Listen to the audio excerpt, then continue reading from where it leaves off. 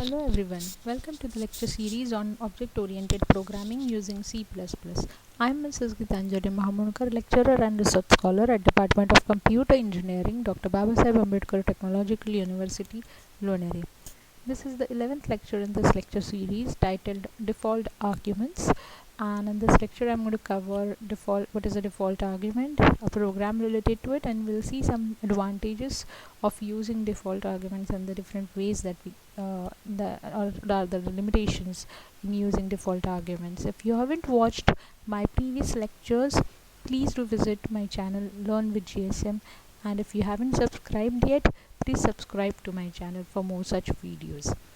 I'll be using object-oriented programming with C++ textbook by E. Balagurusamy and object-oriented programming in C++ by Robert LaFleur, and the online compiler that I'll be using for implementing the program is gigsforgigs.org. If you are watching this on mobile, please make sure you have a laptop or a machine with internet connection, and if though it is not necessary, but knowledge of C is preferred to understand these lectures. So let me first discuss what is a default argument.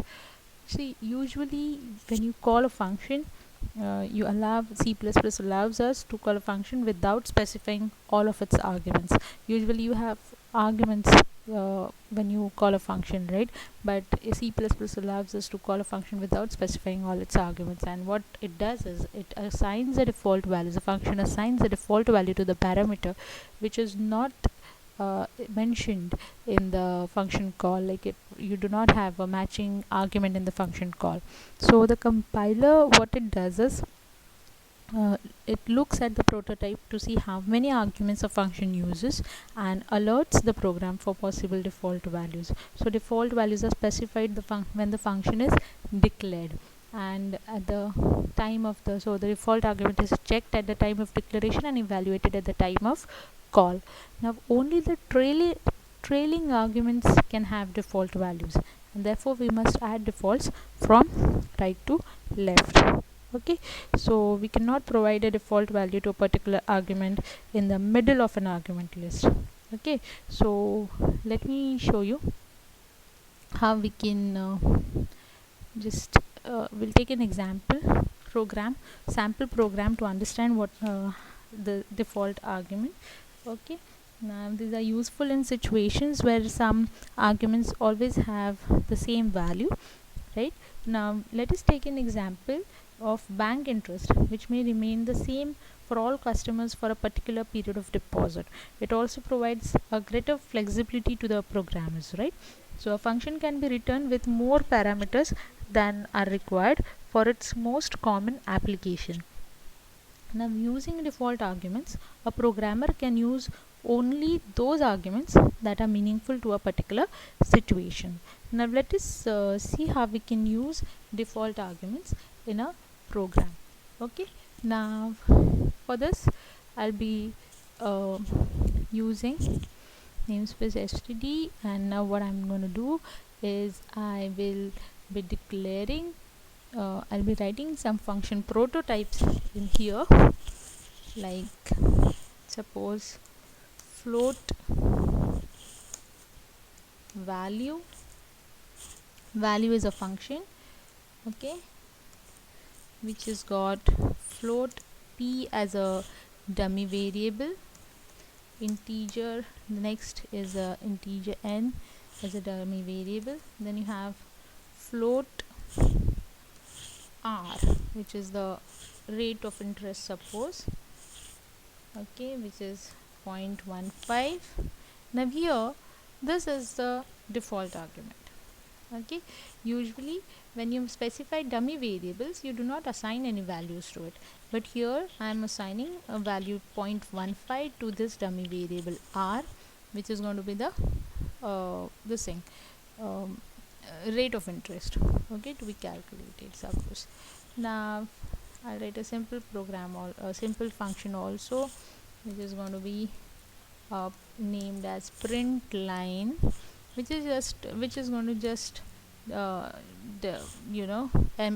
embellish the format the output a bit. Okay, or you may just skip this. Okay, let us keep it simple. Okay, fine. So this is how you're going to use this. Now in the main function, what I'm going to do is, I'll just remove the statement. Okay, now in the main function, what I'm going to do is I'm going to declare a variable float, amount, which is of type float, and this amount, what it is going to do is call, this amount is going to take the value returned by the function value. Okay, and to this function I'm going to pass two values, 5000.00 and 5 as an integer. Okay, and I'm not passing the third value. See, I'm not giving the third argument, though it specifies here it is going to take 3 arguments. Now what are these arguments, what is the function? If you want to understand this concept, please visit my channel and watch the video on functions. Okay, the link for which I'll specify in the description box below. Okay, now next I'm going to do is I'm going to find out the final value. Okay, which is going to be amount. Okay, and what amount does is it calculates for me the final amount. Okay, after a certain number of years with a given rate of interest. Okay, now I might again try to calculate amount with value function. This time I may pass on all the 3 arguments. Okay, suppose 10,000.00, then 5 years, and again rate of interest. This time I specify as suppose 3 instead of 0.15, 0.30. Okay, here I am specifying all the arguments now. Okay, and now I try to output the final value again. Yes, I'll just copy paste the statement, because here again I'm doing the same. Okay, now let me see what happens. But I haven't defined the, see, here I have declared the function, here I have called the function. Okay, with only 2 arguments. Here I have called the function with all the 3 arguments. Here I have specified all the 3 arguments, p, n and r. Here I have specified only p and n. So I need to see what happens if r is not specified. Does it give any error, or does it calculate it? And if it calculates it, what value does it take? Okay, so what I'm going to do is I'm going to define what this function is supposed to do. Okay, so here I'll need to define the function int n, and what was it, float r. Okay, now here I define the function in which I specify int year equal to suppose 1, then float sum is equal to p. Okay, now while year is suppose less than or equal to n, that is the number of years specified by the function is in the arguments. Okay, what I'm going to do is I'm going to add it after multiplying the same with the rate of interest. Okay, 1 plus r, rate of interest. Okay, and then I'll increment the year by 1, year plus plus. Right, now this happens. Okay, and then after I calculate this, I'll return what? This function will return what? The sum as the final value that the user will get after a certain number of years. Okay, so let me check what happens when this program is run. See, in this case I have specified just 2 arguments, and in this case I have specified all the 3 arguments, right? So what I must see, I must get, see, I'm getting some error. Okay, I haven't specified semicolon somewhere. I haven't specified a semicolon. Where is it? It says I haven't specified a semicolon at line number 20. Oh, I'm so sorry. Oh, sorry.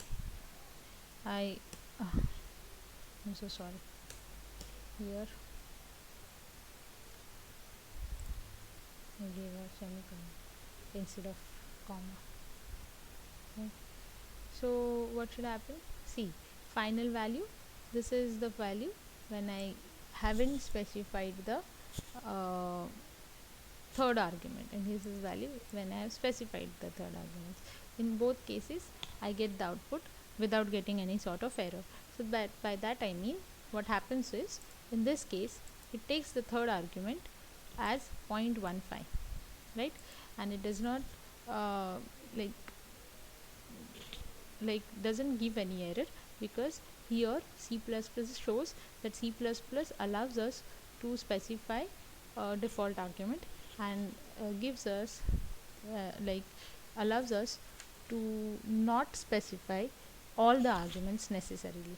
Okay, so this is how you can see how we can use this now. So the advantage, if I need to specify what are the advantages of using default arguments, then you can use default arguments to add new parameters to the existing functions, and default arguments can be used to combine similar functions into one. Alright, so these are the two advantages of providing default arguments. So in today's lecture, what did we see? We saw what is a default argument. We have seen the benefits of using default argument. Limitation of using a default argument is just one, that you cannot specify default arguments in middle. You have to specify it at the trailing end. You can just specify default trailing arguments. You can specify as default. So if you want to specify more than one default argument, then you have to start from right to left. Right, that is the only limitation. And we also seen a program which demonstrated the use of default arguments, right? So I hope you've understood it properly, and if you like this video, please do not forget to press like, share, give your comments, and share this with your friends. If you haven't subscribed yet to my channel, please subscribe to my channel for more such videos. Thank you.